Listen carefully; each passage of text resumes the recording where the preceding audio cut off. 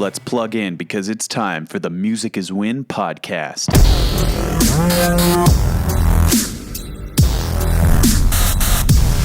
Well, hello again. Welcome to yet another episode of the Music is Win podcast. My name's Tyler, and I'd like to thank you for what you ask. Well, watching or listening, however you like to consume podcasts. Of course, you know you can subscribe in iTunes, leave a nice, shiny 5-star review if you want to, or watch the video version of the podcast on YouTube. I have an awesome episode for you guys. I'm excited for you. That is an understatement. I can't believe I got to sit down with one of the most legendary guitar players that maybe you've never heard of before, and that is not a slight against the amazing Tim Pierce. It's just that he's so humble, and he's the nicest man I believe I've ever met. That's saying a lot because I've met a lot of really nice people, and I want to kind of give you an outline of Tim's resume so you can get an understanding of just who it is I'm speaking with, because he won't really go out of his way to tell you how awesome he is. So I'll do it for him. Let me just read off of his Wikipedia page. I don't have a Wikipedia page, so. Tim Pierce is an American session guitarist. He has worked for artists such as Rick Springfield, Bruce Springsteen, Bon Jovi, Johnny Van Zant, Meatloaf, Patti Smith, Joe Cocker, Michael Jackson, Joan Armatrading, Madonna, Tina Turner, Rod Stewart, Roger Waters, Ricky Martin, Celine Dion, Eric Clapton, the Doobie Brothers, Elton John, Alice Cooper, Shakira, Carlos Santana, Ozzy Osbourne. The list goes on. He mentions even more names in our awesome guitar hang that you're about to listen to. And as a side note, Tim bestowed upon me this. This is a Nobles ODR1. And apparently, I'm going to take Tim's word for it because I'm just an uneducated guitar heathen.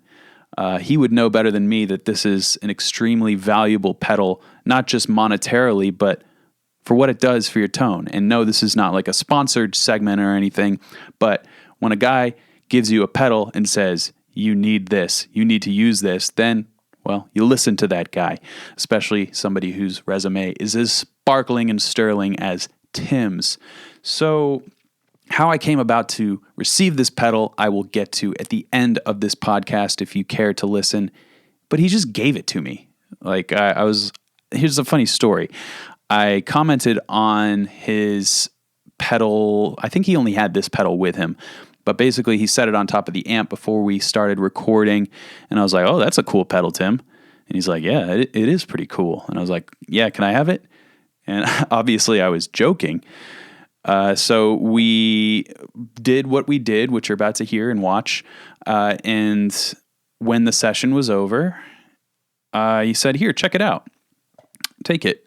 And he handed me the pedal.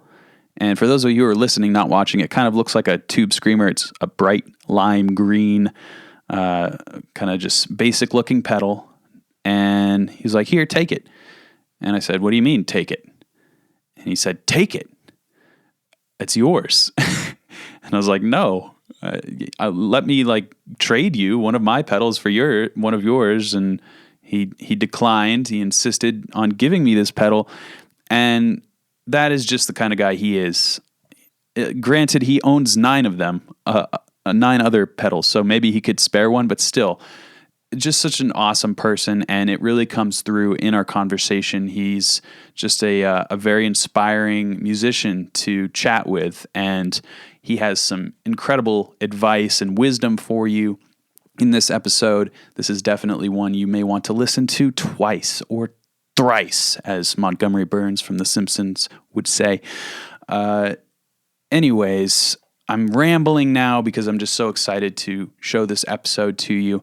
Please check Tim out. He has his own YouTube channel that he's working on, and that would be the most valuable way you can sort of give back for all the amazing nuggets of gold that he is about to give to you. And I'm really happy to know Tim. I'm going to meet up with him in LA later this year, maybe around the NAMM show. We kind of made a tentative agreement that we will meet again, which is very exciting for me. And so we got into so many different things, from, what makes guitar playing unique from one person to the next, what Tim's experiences were working in an environment that is so high profile, as some of the artists I mentioned clearly don't hire bums. And so how to kind of translate that to any guitar player and, take those skill sets and mindsets and apply it to your own guitar playing. And we also obviously had some awesome jams, which you'll hear right out the gate. He's so good at guitar. It's awesome. And really, I'm just going to leave it at that. I'm not going to keep you much longer. Thank you so much for listening to the Music is Win podcast on iTunes, or checking it out here on YouTube if you'd rather watch. I will warn you guys that the volume levels between Tim's guitar and mine are a little bit skewed, but hey, that's the nature of doing this kind of guerrilla guitar hang. We're right in a certain situation, and I just want to get the words and the licks on tape. And, well, the thing is, Tim's guitar is louder than mine, so really it doesn't matter, because that's really all you need to hear. So without further ado, the astounding guitar guru, Tim Pierce. I'm here. Here I am. This thing needs to be on. Yeah, that works. All right.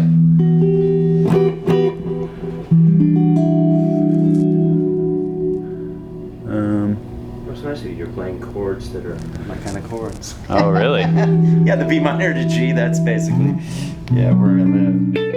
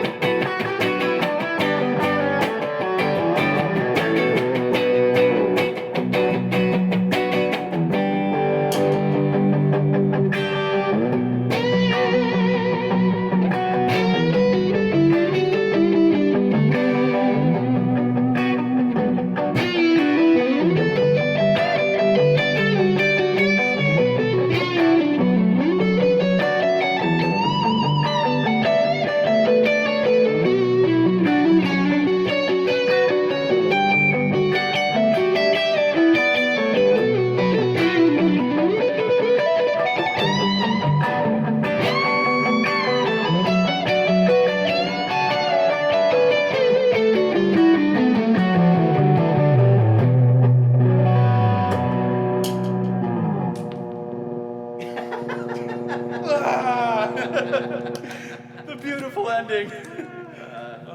You gotta love Grounds. Nice. I think these must be 13s. Yeah. I'm ready for 7. This is my favorite note. Hey, how you doing? Here with the incredible Tim Pierce. Wait, no. Let me get your name. Tim Pierce. That's right. I'm with Tim Pierce. I just wanted to.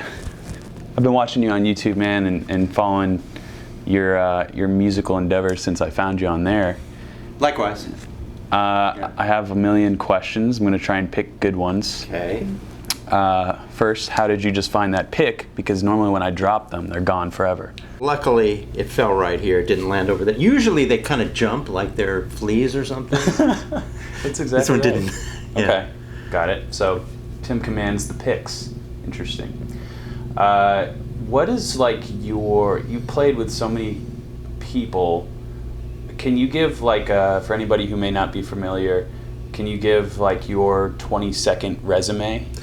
35 years as a studio musician. Like recently, Kelly Clarkson, Sublime. I was going to do a YouTube video on Monday, and I got a call from the band Sublime to go play on a couple I've of heard tracks. of them.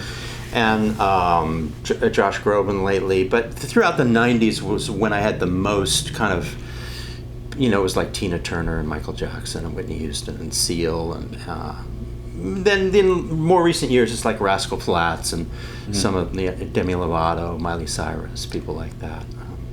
But in the last few weeks, Josh Groban, Sublime, and Kelly Clarkson. Now, are all of these live or studio or They're both? all studio, yeah. Right. I could honestly say I don't really play live.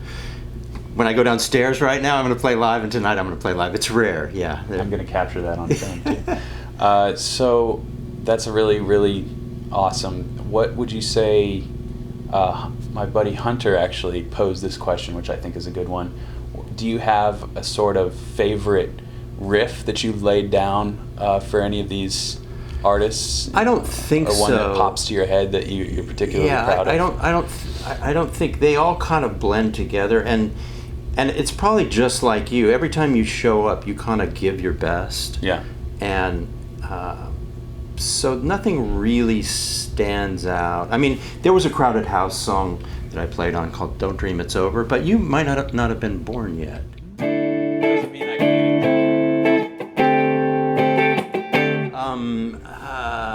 Let me think. One of the best things I got to do was the Goo Goo Dolls. They had a really big hit. It's called Iris. Yes. And that's maybe the biggest song I ever played on. Wow. But I did a kind of a slide solo on that with my Matchless, and I forget which guitar, maybe Les Paul, and I played mandolin that was slightly out of tune, and that actually enhanced it on in a way. purpose or? No, never on purpose. Yeah. That's when the magic happens. Yeah, it can. Yeah. It was. I tuned it like a guitar and played it. I would say, just to kind of answer your question, maybe Iris is my favorite song that I ever played on by the Goo Goo Dolls. What's a riff from that you could pull out? Well, I don't remember it. I bet you listen to it, you're like, oh yeah, I got it. Yeah. Okay, what would you say is the best note on the guitar? The best note, once again, to alter your question with an altered answer. Okay. I'd say the top 3 strings are my favorite. Uh-huh. And this part of the neck is my favorite. Middle of the neck and the top 4 strings. So the best note exists somewhere in that range. Maybe that's the best note. I like that one too. Yeah. The best key is E, because if you make a mistake, it sounds. It still works. Right key, yeah. You're like, oh, I hit the wrong. Oh, but I meant to go like that. Exactly. Yeah. All right. What is something that you could tell a guitar player who may be feeling a little discouraged about continuing their journey? Like, when you pick up the guitar and you're just like not feeling it. How do you break out of mindsets like that? I think we all have limitations. Like when Eddie Van Halen showed up, I did some tapping, but then I realized I didn't have the hand-eye to to be that fast. And so I kind of did what was more natural to me. My love of music comes from Top 40 radio in the 60s, and it was a lot of simple guitar playing. I would say what you're trying to do is say something from your heart, and it really doesn't matter what kind of chops you have to do that. There are a lot of simple players who do the job. David Gilmour, for instance. You can't argue with the emotion in his playing. So if you want to identify with a simple player, that'll help you with your limitations. It's really hard now because you go on Instagram and there are kids who are just incredible. It's just gorgeous, and they can do anything. But always strive to get better, and that puts you in the zone where you're going to make mistakes constantly. But allow yourself the space to be a performer and stay in a simple zone where you feel like you're not going to make a mistake, even if it's just as simple as. Allow yourself that and make that sound as emotional and meaningful as possible. Stay simple. Keith Richards is not a complex player. Good advice. It's the character, the personality. Yeah. How would you describe tone? Where does tone come from? For me, it's become one place, really. I take an amp and I find the point when it's about to distort or slightly distorted to where it's not plinky. Like if it's too clean, an amp sounds plinky. You get it up to 5 or 6, it begins to compress naturally. The sustain becomes as loud as the attack. Yeah. And then maybe you put a pedal in front of it to get it a little further. But tone for me is the sweet spot on an amp where it's beginning to break up and it has sustain and the transient is not too sharp. Interesting. You have an awesome YouTube channel. I watch your videos. How would you describe your YouTube channel to somebody who hasn't watched it? By the way, the link is down below if you subscribe to Tim. What would you say, what's your forte on YouTube? What do you like to do? I'm trying to become more authentic, and I have watched many of your videos, so I learn from you all the time. Oh. I'm trying to become more authentic, and for me, I'm a guy who's had a certain experience, and my job has been to play simple parts on simple songs for people for years, and I'm just trying to be honest and authentic. And like some of the videos that I like to do when I'm in the studio and I show what's actually going on, what the studio looks like. Yep. I just released a video this morning where we showed some exercises, and I can play a pretty fast riff, medium fast, whatever. But Sure. Playing an exercise, it's challenging. So we released 3 exercises. So I kind of go all over the map. Education is kind of the underlying theme, but it takes many forms. Yeah, and that's a good point because I dip into showing products once in a while, but I try and do it as an aside because I really would rather tell a story or try and teach something personally. Yeah, that's exactly what I do. Like I do a fair amount of gear reviews, but basically it's just I'm gonna create music with this thing. I'm not gonna be like, so if you go like this, and then you go like this, it does this, but then check this out a little bit. You hear that difference? No. Yeah, I've tried that, and I'm terrible at it. Yeah, leave it to the other guys, to the scientists. Yeah. Okay. Well, that's interesting. So check out Tim's channel. What is if you could drive past a billboard every day? If every guitar player drove past a billboard every day for the rest of their lives, what would you like that billboard to say? This is fun. Be insane. Like you're on the road and you see billboards, right? Yeah. That would actually be awesome. More guitars are better. Yes. The proper number of guitars equals N+1. There's always a new one. Yeah. Okay, I've never played guitar before. How do I play guitar in 3 words or less? Buy an electric. Now, can you expand on that? Electrics are easy to play.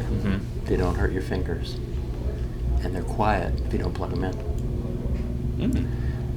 Do you practice unplugged, by the way? Not anymore. No, I'm usually, for me, I'm like a doctor. If there's not a patient on the table, me practicing is just sitting down and either doing a session for somebody or doing a video at this point. I think it's probably the same for you now at this point. Yeah, it's like creating is practicing almost. Exactly, because you have work to do, and so your practice is in front of a camera. You know, so that's the way I describe it. If there's a patient on the table, like a doctor wouldn't take, a doctor doesn't practice with his tools, although maybe they do. On cadavers. Yeah, but once they become doctors, they have a patient in front of them. This thing's alive, though, I think. It looks alive. She's living. Is that one actually yours? This one's actually mine, yes. Yeah. It's had some work done to it by Phil Awesome. McKnight. Anyway, the point I was making, acoustic guitar strings hurt, and if you're a beginner, plus that's where all the glory is on the electric, all the sounds, you know. You can't get this.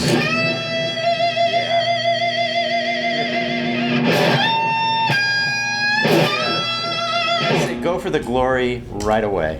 Yeah. Go for the Yeah, glory. definitely. Says Tim Pierce. Thanks for hanging with me, brother. Thank you. It's great to meet you.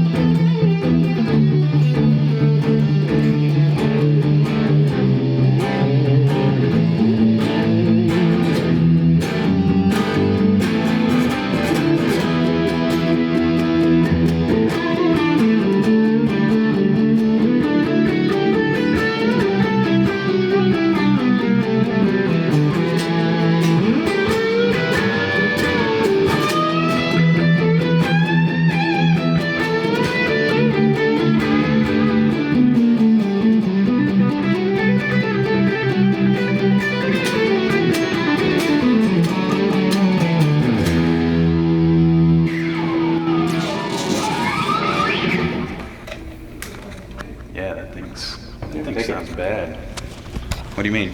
Take it. It's yours. But they are valuable. So it's a 1993. It's new old stock. So You that's can't why give it's me good. this. Yeah, you can. Yeah, I can. Yeah. Can I trade you something of mine? No, just no. Dude, no. Can't accept nothing. I hoarded them. Okay. So it's If you insist. yeah. So it is Nobles. What year? Okay, this is a 1993 Nobles ODR1, and it's the sought-after era for Nobles because of a particular chip that's in it. And I think Tom Bukovac in Nashville first started using this, and he's friends with John Shanks, and who you'll meet eventually. John actually gave me one of these, and I've used it ever since. It's a very natural sounding overdrive. It sounds like an amp, sweet and warm. And if you can find one from the early 90s, and this is a new old stock one, so it's not been dinged at all. I recommend them. It's beautiful. And I will tell you this, there are people working tirelessly right now trying to clone this. So as of today, there might be a clone. If not, tomorrow. How many do you have? Well, I have between 5 and 10. I have 9 now. I have 9 of them. Well, thank you. Thank you. All right. Well, there you go, guys. What'd you think? Pretty cool. Pretty good, I would say, hanging out with the amazing Tim Pierce. Thank you, Tim, if you're watching or listening to this. It was a true pleasure to meet you, an honor to play by your side. And thanks, Tim, for this overdrive pedal. I'm going to figure out how to play guitar as well as you, and then maybe I'll do a little demo video of it. A good shout out for the Nobles creators. If they're still working on things, I don't think they need any press from me, since you seem to recommend them so highly. And, well, another episode of the Music is Win podcast in the books. This podcast drops every Tuesday. Please leave a review on iTunes. It really helps me out, helps me climb the charts. And, well, I'll see you guys next week. But until then, keep shredding.